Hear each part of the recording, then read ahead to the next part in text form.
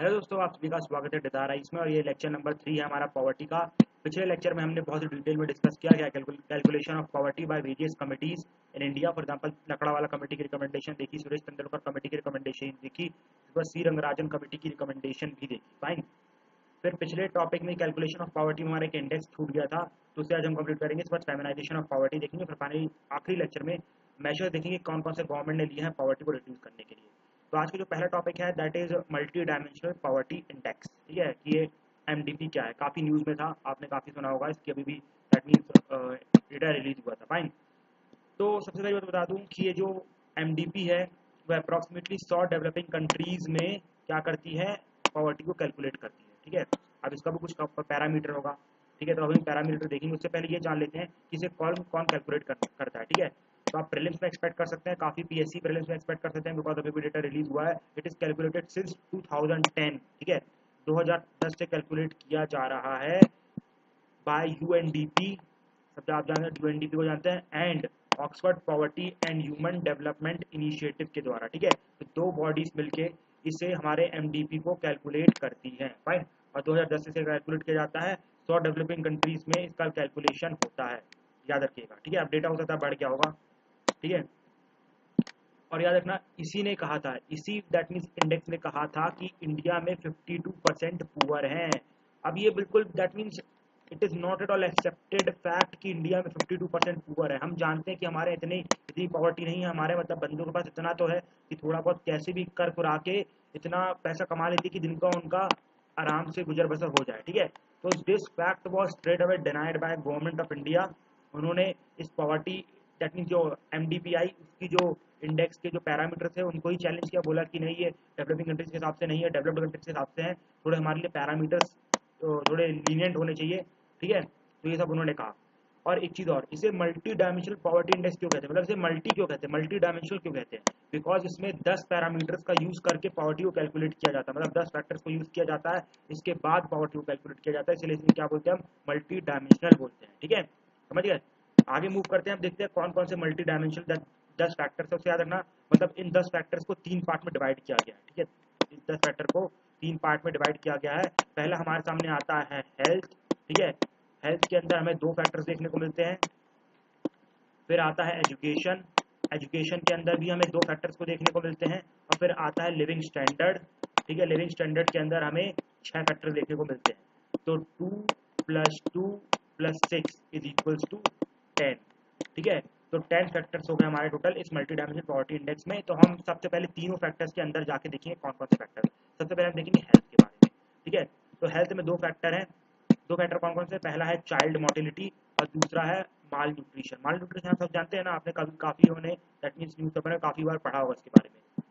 तो जो पहला पैरामीटर है दैट इज चाइल्ड मोर्टेलिटी। देखो चाइल्ड मोर्टेलिटी पैरामीटर क्या कहता है, ये फैमिली के ऊपर है। ठीक है, दैट मीन्स ये इंडिविजुअल के ऊपर नहीं है मल्टी डायमेंशनल पॉवर्टी इंडेक्स। अब लोग मतलब फैमिली के ऊपर कैलकुलेट करते हैं, just because economy of scale.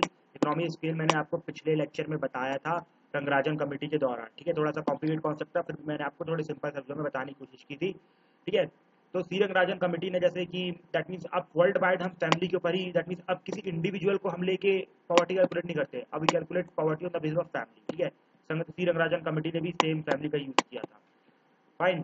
तो इसने क्या बोला, हमारे हेल्थ के अंदर पहला पैरामीटर है। पहला पैरामीटर में बोला कि अगर किसी भी फैमिली में पिछले 5 साल में अगर किसी भी बच्चे की डेथ 5 साल से कम हुई हो, मतलब अगर फॉर एग्जाम्पल 2010 में चालू हुआ, तो आप कह सकते हैं 2005 से लेके 2010 तक, अगर इसके बीच में, ठीक है लाइन यदि इसके बीच में अगर किसी भी बच्चे की डेथ हुई हो जो 5 साल से कम हो, तो he will be considered as child mortality के अंदर आ रहा है, मतलब ये वाले पैरामीटर में फिट नहीं भेज रहा है, और he will be considered as deprived of this parameter. मतलब कि 2005 से 2010 के बीच में जिसकी मतलब किसी वहाँ पर कोई भी फैमिली में अगर 5 साल से कम दैट मीन्स 5 साल से अगर बच्चा कम हो और अगर उसकी डेथ हुई है, तो he will B deprived of child mortality. मतलब ये वाले पैरामीटर से डिप्राइव, मतलब ये वाला पैरामीटर आप कैंसिल करते हो, वाला पैरामीटर आपके पास नहीं है।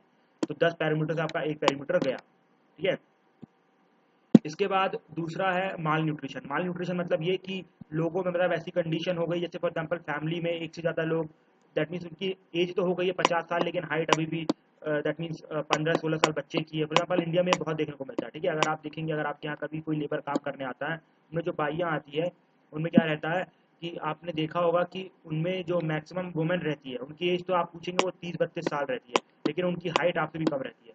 That is what we called as malnutrition. या फिर दूसरा एग्जांपल ये होता है माल न्यूट्रिशन का कि आपकी दैट मीन्स हाइट से ज़्यादा वेट है। फॉर एग्जाम्पल आजकल के बच्चों में बहुत ज़्यादा प्रॉब्लम है ये, क्या कि दैट मीन्स हाइट कुछ और होनी चाहिए थी। दैट मीन्स अगर आपकी हाइट 15 साल के हिसाब से 5 फुट होनी चाहिए थी, लेकिन आपका वेट हो गया 60-70 kilo, that is also considered a part of mall nutrition. ठीक है, अब इससे सिर्फ दैट मीन्स पुअर इम्पैक्टेड नहीं रहते हैं, दैट मीन्स जो अमीर बंदे भी इम्पैक्टेड रहते हैं। फॉर एग्जाम्पल अगर आप मुकेश अंबानी का जो बेटा था उसका एग्जाम्पल ले लीजिए, उसकी हाइट के हिसाब से उसका वेट ज़्यादा था, तो he was considered as a malnutrition person. ठीक है, मतलब आप सिंपल कह सकते हैं कि अब जो भी बंदा फैमिली में इन सब चीज़ों से डिप्राइव्ड है, तो he will B that means ये पैरामीटर उसके लिए भी कैंसिल हो जाएगा। फॉर एग्जाम्पल ये पैरामीटर मुकेश अंबानी साहब की फैमिली के लिए भी कैंसिल हो जाएगा, बिकॉज उनके बेटे भी माल न्यूट्रिशन से सफर कर रहे थे। ठीक है, समझ गए ना, स्टंटेड और वेस्टिंग दोनों आएगा इसमें। ठीक है, लोग सिर्फ स्टंटिंग बताते हैं, लेकिन काफ़ी आप बुक में देखेंगे इसके मतलब माल न्यूट्रिशन में वेस्टिंग को भी कंसिडर किया जाता है। So I am considering wasting as well. Fine. तो अब हम बात कर रहे थे कि कैसे कैसे डिप्राइव हो गए हेल्थ में। अगर समझ गए चाइल्ड मोर्टेलिटी हो गई तो आप डिप्राइव हो गए, अगर आपको माल न्यूट्रिशन हो गया तो आप डिप्राइव हो गए। और ये एमडीपी ये कहता है कि अगर 10 में से, ठीक है, 10 में से अगर आप एक या एक से ज़्यादा किसी भी फैक्टर में डिप्राइव हो गए तो आप ऑटोमेटिकली पुअर हो जाओगे। ठीक है, इसका इंडेक्स का कहना ये है। तो अभी तक हमने दो पैरामीटर देखे, आगे भी पैरामीटर देखते हैं। आगे का पैरामीटर है एजुकेशन का। एजुकेशन में भी दो पैरामीटर मैं आपको बता चुका हूँ। एजुकेशन का पैरामीटर ये है कि अगर किसी भी बंदे ने 6 साल से कम की अगर स्कूलिंग हासिल की है तो he will consider as poor, he will be consider as poor. For example अगर आपकी फैमिली में कोई भी बंदा है जिसने 6 साल से कम की पढ़ाई की हो, उसे हम पुअर कहेंगे। ठीक है, फिर दूसरा पैरामीटर्स में ये है कि आप सब जानते हैं कि दैट मीन्स एक एज ग्रुप होती है पढ़ाई की, that means first to 8 class की एक एज ग्रुप होती है। फॉर एग्जाम्पल आप समझ सकते हैं एज ग्रुप क्या होगी फर्स्ट टू 8 की, आप कह सकते हैं कि दैट मीन्स 4 से आप 12 साल रख लीजिए। ठीक है, डिफरेंट वेरी भी कर सकती है, बट मान लीजिए अब 4 से 12 साल आपने रख लिया। 4 से 12 साल के दैट मीन्स एज ग्रुप में कितने बच्चे फर्स्ट से 8 क्लास अटेंड नहीं किए हैं। ठीक है, फर्स्ट से 8 क्लास अटेंड नहीं किए हैं तो वो सब पुअर माने जाएंगे। जिन्होंने अटेंड किया वो लोग पुअर नहीं माने जाएंगे, लेकिन जिन्होंने अटेंड नहीं किया वो लोग पुअर माने जाएंगे। साथ ही साथ अगर कहीं पर ड्रॉप आउट रहा हो, मतलब एग्जाम्पल कोई अपने किसी ने फॉर एग्जाम्पल 4 साल में अपनी फर्स्ट क्लास चालू कर दी, लेकिन वो हो सकता है कि अपनी फिफ्थ क्लास में ड्रॉप आउट कर गया, मतलब उसे अब नहीं पढ़ना है। ठीक है, ऐसी कोई कंडीशन आ गई तो he will also be considered as poor. तो है अपने हेल्थ में कौन कौन से दो देखे, पहला तो चाइल्ड मोर्टेलिटी, दूसरा माल न्यूट्रिशन, और तीसरा यहाँ एजुकेशन में हमने देखा पैरामीटर वो ये है कि अगर किसी बंदे ने 6 साल से कम की स्कूलिंग हासिल की है तो वो he will consider as poor. और चौथा बताया गया कि अगर किसी ने फर्स्ट से 8th क्लास तक में अगर एडमिशन नहीं लिया एज ग्रुप में then he will consider as poor. ठीक है, और ड्रॉप आउट याद रखिएगा। तो 4 पैरामीटर हो गए। ठीक है, अब पारेंगे हम आखिर के 6 पैरामीटर में आते हैं। ये सब इजी हैं, यही बस थोड़े 4 टफ थे। आखिर के 6 पैरामीटर कहते हैं अगर आपके यहाँ पर इलेक्ट्रिसिटी या फिर वाटर सप्लाई ना हो तो आप यू विल बी पुअर। अगर आपके पास अगर टॉयलेट ना हो, ठीक है, घर में टॉयलेट ना हो तो यू विल बी पुअर। अगर मान लो दो फॉर एग्जाम्पल हमारा जॉइंट फैमिली रहती है, अगर उनका ये भी कहना है कि अगर आपके यहाँ 2-3 जॉइंट फैमिली मिल के रहती है, अगर वो लोग एक ही टॉयलेट शेयर कर रहे हैं तो they will also be considered as poor. ठीक है, इसके बाद जो फ्लोर है, ठीक है, अगर आपका जो नीचे का जो फ्लोर है, ठीक है, समझते हो ना, फ्लोर दैट मीन जो जमीन रहती है अगर वो प्लास्टर्ड नहीं है, ठीक है, अगर वो मड से बनी है तो then person will be considered as poor. इसके बाद अगर आप खाने में वुड कोल और काउडंग यूज कर रहे हो then will be considered as poor. अगर आपके घर में रेडियो नहीं है, रेडियो मतलब ऐसा नहीं कि आपके मोबाइल में रेडियो होगा तो you will not be considered as poor, मतलब आपके यहाँ रेडियो होना चाहिए, अलग से रेडियो दिखाई देना चाहिए, अलग से टीवी होनी चाहिए, अलग से रेफ्रिजरेटर होना चाहिए, अलग से मोटरसाइकिल होनी चाहिए, अलग से साइकिल होनी चाहिए, अलग से कार होनी चाहिए, अलग से ट्रक होना चाहिए और अलग से फोन भी होना चाहिए, ट्रक भी होना चाहिए। ठीक है, अगर आपके पास ट्रक नहीं तो you will be considered as poor. तो समझ रहे हैं ना कि गवर्नमेंट ऑफ इंडिया ने क्यों इसे फॉल्टी कहा। गवर्नमेंट ऑफ इंडिया से फॉल्टी इसलिए कहा जस्ट बिकॉज देखो अब कुछ एग्जांपल देता हूँ। अगर आप यूपी जाओगे, मैंने काफ़ी मेरे फ्रेंड्स हैं यूपी के, मैं उनसे बात करता हूँ तो बोलते हैं कि जब काफ़ी मुझे जब आसपास मिलते हैं हमारे एरिया में, कभी हमारी कुछ मीटिंग वोटिंग होती है तो वो लोग बोलते हैं अरे यार यहाँ मज़ा नहीं आता, यहाँ पर टॉयलेट में करना पड़ता है वो सब। ठीक है, तो उनका ये कहना था कि भैया हमें तो खुले में मज़ा आता है, हमें टॉयलेट में मज़ा नहीं है, बंद दीवारी में मज़ा नहीं आता है। उनका कहना ये था। तो अब क्या कहेंगे, मतलब उनके पास बहुत पैसा है, ऐसा नहीं उनके पास पैसा नहीं है, लेकिन उनका मानना है कि हमें खुले खुले में ज़्यादा मज़ा आता है, बंद दीवारी में मज़ा नहीं आता। तो अब आप क्या कहेंगे, बोले पुअर है उनके पास लेकिन पैसा बहुत है, मुझसे तो बहुत ही ज़्यादा पैसा है, तो they are not poor. In the same way अगर आप हमारे गाँव साइड जाएंगे तो वहाँ पर आपको देखने को मिलेगा कि वहाँ पर जो घर अभी भी होते हैं, तो ऐसा नहीं कि पैसों की कमी है, लेकिन अभी वो दैट मीन्स जो गोबर होता है उससे अपने जो दैट मीन्स ये जो प्लास्टर रहता है उसको लीपते हैं, जस्ट बिकॉज कि वो लोग समझते हैं वो शुद्ध होता है, वो हमारा कल्चर है। तो आप क्या कहेंगे, वो लोग पुअर है? Not at all. अब एक और ऐसे ही आगे के कुछ एरियाज में जाएंगे तो वहाँ पर वुड अभी भी यूज़ किया जाता है एज अ कोल, उनके यहाँ सिलेंडर है ठीक है, 2-2 3-3 सिलेंडर है, ब्लैक में सिलेंडर रखा है, लेकिन वो लोग फिर भी यूज़ नहीं करते, बोलते हैं कि वो जो गैस का खाना रहता है उससे गैस होती है, तो दे विल नॉट, बोलते हैं कि चूल्हे का खाना अच्छा रहता है। इन द सेम वे आज के ज़माने में रेडियो कौन रखता है? No one want to listen radio. अब फॉर एग्जांपल मेरे पास अगर कार है तो why will I have, that means मुझे साइकिल की ज़रूरत, मुझे ट्रक की क्या ज़रूरत भैया, ठीक है। तो ये सब जो बताया हमारे एमडीपी ने, ये सब फॉल्टी है गवर्नमेंट ऑफ इंडिया का। आप सब जानते हैं इंडिया में अगर आप ऐसी चीज़ रखोगे तो सिंपल सी बात है, इंडिया में बहुत सारी चीज़ें लोगों के पास नहीं हो जाती। फॉर एग्जांपल कोई अमीर बंदा भी, मुकेश अंबानी हो सकता है रेडियो ना रखता हो, इट इज़ पॉसिबिलिटी, हम नहीं जानते, लेकिन हो सकता है जो भी रेडियो रखना प्रेफर ना करता हो, वो भी ट्रक ना रखता हो, ठीक है, हो सकता है वो भी साइकिल ना रखता हो, ऐसी पॉसिबिलिटी है, ठीक है। अमीर बंदे भी ये सब चीज़ें रखना प्रेफर नहीं करते। द सेम वे एजुकेशन का तो अब चलो हम मान लेते हैं, ठीक है कि एजुकेशन का सही है, लेकिन हेल्थ का भी ये सही नहीं था कि मतलब अमीर लोगों क्या, तो मतलब आप थोड़े मोटे हो गए तो you will be considered poor, ठीक है, ओके। तो ये भी सही नहीं हो सकता कि जो डेथ हुई हो 5 साल के बंदे के अंदर, हो सकता है कि सांप ने काट दिया हो, आपने वो देखा नहीं हो भैया, आपने चाइल्ड मोर्टेलिटी में डाल दी, ये देखा कि 5 साल के अंदर डेथ हुई है, आपने चाइल्ड मोर्टेलिटी में डाल दिया। सो गवर्नमेंट ऑफ इंडिया बोला कि भैया ये सब आपका जो डेटा है ये सब फॉल्टी है, मतलब ये इंडिया में सही नहीं बैठता है। अगर आप इंडिया में, और ऊपर से उन्होंने ये बोला कि आप किसी एक या एक से ज़्यादा चीज़ों डिप्राइव्ड हो, मतलब 10 पैरामीटर निकाला, अगर आप उसमें 2 चीज़ों डिप्राइव्ड हो तो you will be considered poor. For example मैं तो इसमें अप्रॉक्सीमेटली 5 से 6 चीज़ों में डिप्राइव्ड हूँ, ठीक है। तो आप क्या कहना चाहेंगे कि मैं पुअर हूँ? It is not at all, because I am a semi educated person, I am giving you a lecture, I am having this laptop, I am, that means presenting this lecture through a good mic, using good quality of PPT. So आप क्या कहना चाहते हैं? Am I poor? You know I am not a poor, ठीक है, at least मैं poverty line से ऊपर हूँ। तो आप क्या कहना चाहेंगे? मैं पुअर हूँ? नहीं। तो ये डेटा गवर्नमेंट हमें बताना चाहती है कि ये जो ये है आपने, ये डेवलप्ड कंट्री के हिसाब से बनाया गया है। इसमें डेवलप्ड कंट्री सिंपल सी बात है टॉपी करेंगी, ठीक है। हमारी तो कुछ में कुछ औकात ही नहीं, इसलिए आपने बोल दिया 52% इंडियन पुअर है। बल्कि आपने देखा कि लोगों की मेंटेलिटी भी अलग है, यहाँ पर पैसा है लेकिन मेंटेलिटी के हिसाब से लोग टॉयलेट यूज़ नहीं कर रहे हैं, फ्लोर यूज़ नहीं कर रहे हैं, वुड यूज़ नहीं कर रहे हैं, दैट मीन सीएनजी यूज़ नहीं कर रहे हैं। तो how can you say that we are poor, ठीक है। तो इसलिए गवर्नमेंट ऑफ इंडिया से ढंग से एक्सेप्ट भी नहीं करती है, फाइन। इसलिए 52% वाला डेटा समझ रहे हैं ना कि वो भी एक तरीके से फॉल्टी ही होगा। तो finally this is the end of the calculation of poverty. पिछला लेक्चर जरूर देखना, कैलकुलेशन ऑफ पॉवर्टी में बड़ी मेहनत लगी थी सी रंगराजन साहब को समझाने में, इकोनॉमी ऑफ स्केल यूज करके उन्होंने हमारी मेहनत बढ़ा दी थी, ठीक है। तो आज का जो हमारा टॉपिक है that is feminisation of poverty, ठीक है। कि फेमिनाइजेशन ऑफ पॉवर्टी का मतलब क्या होता है? देखो, फेमिनाइजेशन ऑफ पॉवर्टी का मतलब होता है कि उनका, देख, फेमिनाइजेशन ऑफ पॉवर्टी जो इस शब्द का मतलब ही क्या होता है? इसका मतलब ये है कि हमारे यहाँ जो पॉवर्टी तो है, ठीक है, मानते हैं वर्ल्ड में, पूरे वर्ल्ड में पॉवर्टी है, सब मानते हैं अमेरिका में पॉवर्टी है, लेकिन उसमें बोलते हैं कि जो फॉर एग्जाम्पल 50 लोग पुअर है, मान लो पूरे वर्ल्ड में से 50 लोग पुअर है, तो इनका कहना है कि इसमें से 40 वुमेन है, ठीक है, 40 से 45 वुमेन है। मतलब इसका ये कहना है कि जो पॉवर्टी ज़्यादा है वो किसमें? वुमेन में ज़्यादा है। उसी को हम बोलते हैं फेमिनाइजेशन ऑफ पॉवर्टी, मतलब कि जो पॉवर्टी नाम का कॉन्सेप्ट है, जो गरीब है उसको भी वुमेन ज़्यादा है, इसलिए हम उन्हें फेमिनाइजेशन ऑफ पॉवर्टी समझ रहे हैं। मतलब जो पॉवर्टी की स्टेट है that is written by feminisation, ठीक है, उसे हम फेमिनाइजेशन ऑफ पॉवर्टी बोलते हैं। अब उसके रीजंस क्या हैं? देखो, उसके रीजन बहुत ज़्यादा है। दैट मीन्स सबसे पहला रीज़न तो यही होता है कि लैक ऑफ इनकम है। दैट मीन्स जो वुमेन रहती है उनके पास ज़्यादा इनकम नहीं रहती है, लैक ऑफ अपॉर्चुनिटी होता है। आप सऊदी अरेबिया की बात करो, ठीक है, सऊदी अरेबिया में क्या है कि वहाँ पर पैसा बहुत है लोगों के पास, मतलब घरों में बहुत पैसा है, लेकिन फिर भी वहाँ जो वुमेन है, वुमेन को पैसा नहीं दिया जाता है। मतलब घर के जो हाउस हेड रहते हैं, फैमिली हेड रहते हैं, वो लोग वुमेन को पैसा नहीं देते हैं, उन्हें अपॉर्चुनिटी, मतलब काम करने का मौका नहीं देते हैं, ठीक है। तो आप कह सकते हैं कि इसी इन सब वजह से मतलब जो पुअर, दैट मीन जो वुमेन रहती है वो हमेशा डिपेंडेंट रहती है किसमें? मेल पे, इसलिए उसे पुअर माना जाता है, ठीक है। दैट मीन्स ये फेमिनाइजेशन और पॉवर्टी के अंदर वो पॉवर्टी कंडीशन, फॉर एग्जाम्पल हमारी जो मदर्स रहती है, ये लोग तो उन्हें भी पुअर मानते हैं, जस्ट बिकॉज कि उनके पास खुद की अपॉर्चुनिटी नहीं है, ठीक है, उनके पास खुद के पैसे नहीं रहते हैं, वो लोग अपने मिल्क काउंटर पार्ट पर डिपेंडेंट रहते हैं, तो उन्हें ये लोग पुअर कहते हैं, फाइन।